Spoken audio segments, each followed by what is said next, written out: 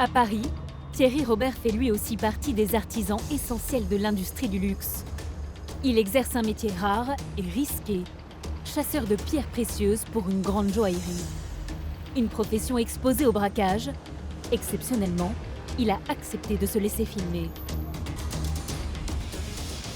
Nos fournisseurs n'ont pas envie du tout d'être connus, reconnus, et c'est vrai que la sécurité compte énormément.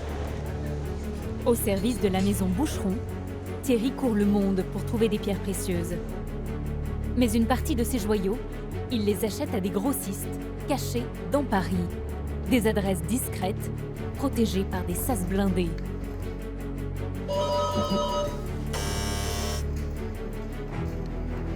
Un dispositif de sécurité important, car ces bureaux recèlent un incroyable trésor.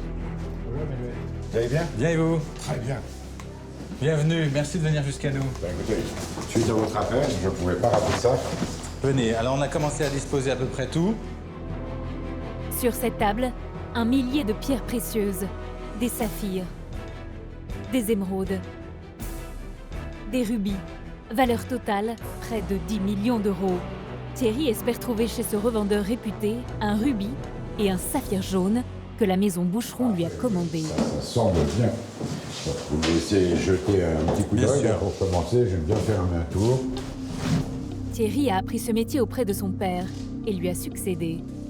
En cas de coup de foudre pour une pierre, son budget peut dépasser le million. L'œil affûté, il repère vite une pièce très rare. Ah, superbe. Super main. Ouais. Un paparazza de 14 carats qui avoisinerait les 400 000 euros. Une pierre assez atypique, puisqu'en fait, elle est vraiment entre le orange et le rose. Enfin, Oui, c'est ça. Alors, le paparazza, c'est très difficile à trouver. Ça fait partie, si vous voulez, du côté sympathique de ce métier, c'est de flasher à un moment donné sur une ou deux pierres en particulier. Et qu'est-ce Et qui là, vous fait c'est flasher, justement? La matière, la brillance. Ce négociant est tailleur de pierre. Mais la qualité de certaines gemmes est parfois défaillante, alors le pari est risqué. Comme pour son dernier rubis brut de 411 carats, similaire à celui-ci. On l'a payé 200 000 $ et aujourd'hui, on nous en offre pas 10 000. Donc oui, là, dans ce cas-là, il y a eu une grosse perte. Mais aujourd'hui, Mais- il est taillé? Et aujourd'hui, il est taillé. Malheureusement taillé, parce que peut-être qu'en brut, j'aurais pu le revendre à quelqu'un qui aurait été plein d'illusions comme moi. Mais malheureusement, en le taillant, ben non, ça a été une vraie catastrophe. C'est un métier dur. Alors, c'est pour ça que d'ailleurs, il n'y a pas beaucoup de nouveaux intervenants et que souvent, c'est un métier qui s'apprend de père en fils et c'est pas monsieur qui dira le contraire. Les erreurs coûtent très cher. Les deux hommes se connaissent bien. Pourtant, ils travaillent sous l'œil de caméra. Elles enregistrent chaque vente pour éviter les vols. Pour piquer la curiosité de Thierry, le négociant lui dévoile une de ses dernières pièces, un rubis exceptionnel. Mozambique. Oui. Là, ensemble, vous avez craqué. Craquer, disons que j'apprécie la pierre. Pour ne pas faire monter le prix, Thierry ne montre pas son enthousiasme, mais il est séduit. Une bonne nouvelle pour son fournisseur. Pour acquérir toutes ces pièces, il s'est endetté. Il y a un proverbe dans le métier qui dit on commence dans le métier avec 1 000 $ et une pierre et on finit avec 1 000 pierres et 1 $. C'est-à-dire que bizarrement, on pourrait se dire oh là là, vu toutes ces pierres, il y a une fortune colossale.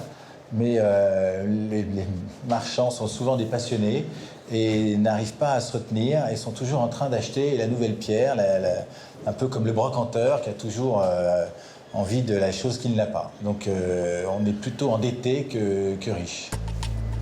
Thierry a flashé sur une dizaine de pierres, dont le fameux paparazza. Montant de sa sélection, 1 million d'euros. Mais avant d'acter la vente, il doit les montrer à la joaillerie qu'il a missionnée. Le transfert se fera sous haute sécurité.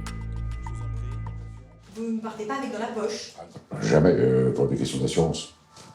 Donc, de toute manière, où c'est un transporteur tel que la Briens ou Ferrari, etc., qui prend en charge les pierres, mais ça, jamais je vais me promener avec une pierre, que ce soit à Paris, à Hong Kong, à New York. On a mis en place des règles. Moi, par exemple, j'ai pas les clés de mon bureau.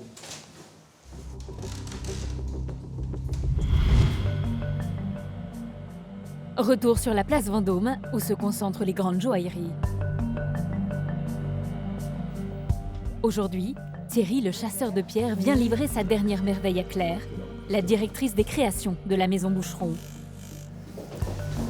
Alors, je viens vous apporter le saphir 2180 pour la parure.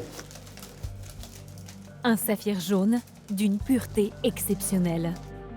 Le sertisseur va devoir réaliser un travail délicat sur cette pierre de plusieurs dizaines de milliers d'euros, sans l'endommager.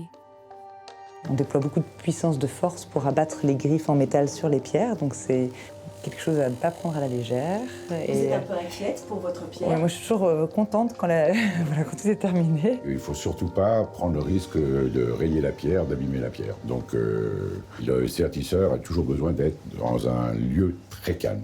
Et du reste, si vous écoutez, là, il n'y a aucun bruit. Ne jamais précipiter un sertisseur. Un travail au microscope pour ce saphir qui sera le centre d'une parure exceptionnelle. Un art parisien que le monde entier nous envie. C'est une fierté de chaque instant. On est dans une maison qui a presque 160 ans d'existence. Donc il y a toute une tradition et un savoir-faire qui est transmis de génération en génération et qui donne le résultat qu'on peut voir actuellement dans nos vitrines. En tout, 10 artisans travaillent sur le collier au saphir jaune. Un projet insensé de 3900 diamants. Il est conçu avec des scènes forestières à assembler pour créer des pampilles toutes recouvertes de cristal de roche. Thierry vérifie l'avancement de cette œuvre d'art. On en a eu. On a posé le cristal de roche qui va venir sur chacune des facettes.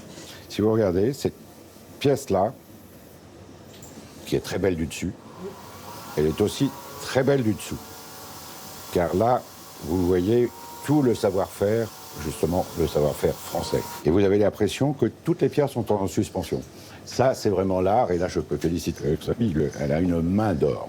Au niveau de la fabrication, et on est quand même les leaders dans le monde, et la preuve, c'est que vous avez beaucoup de joailliers qui sont étrangers, qui font fabriquer en France, donc ça a quand même un sens. Pour cette pièce rare, 2000 heures de travail seront nécessaires.